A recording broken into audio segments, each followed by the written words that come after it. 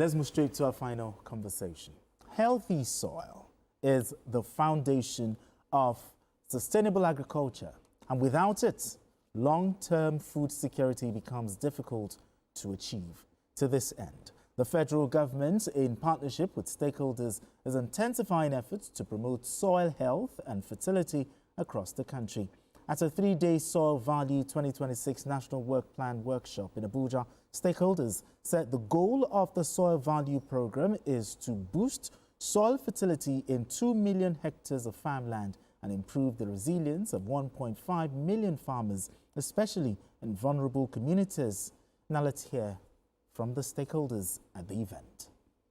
The Soil Values Program aims to mainstream soil fertility in the Sahel across 4 West African countries made up of Burkina Faso, Niger, Mali, and northern Nigeria, to see how we bring about the reduce the degradation of 2 million hectares of land and increase the resilience of 1.5 million smallholder beneficiaries to climate shocks.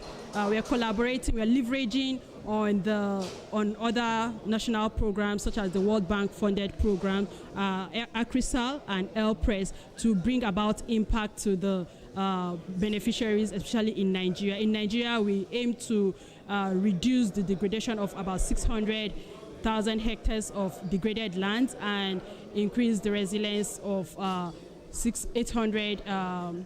800,000 beneficiaries, mostly women and youth. This program involves people working at the last mile delivery of the project, working with the farmers directly. So they are going to share their opinion, what are the concerns the farmers are experiencing or the challenges they are experiencing, so that together as a team they will design solutions and the delivery pathway for efficient delivery and assimilation by the farmers. For us, as a project of the federal government of Nigeria, we align seriously with soil values principles and implementation strategies that are aimed to improve the livelihood of our people and remove the poor peasants from poverty to wealth and glory. So this and many more are what ACRISAL's collaboration with Soil Value has delivered in the 3 pilot states of Kano, Jigawa, and Bauchi.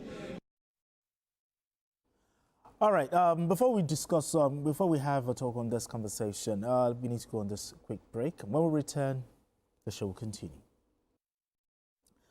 All right, still journalist hangout. So still talking about this issue of soil fertility, because in my, according to my agric lecture, I said land degradation, desertification, and deforestation are some of the things that affect soil fertility. But this initiative, you think it will tackle this issue?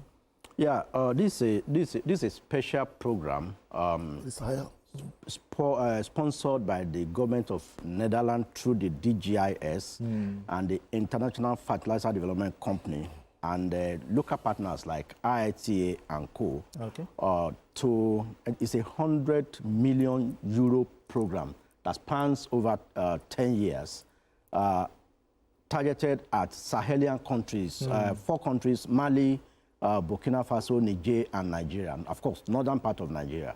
Now, in Nigeria, it's domesticated in 3 states of Kano, Jigawa, and Bauchi, with a target to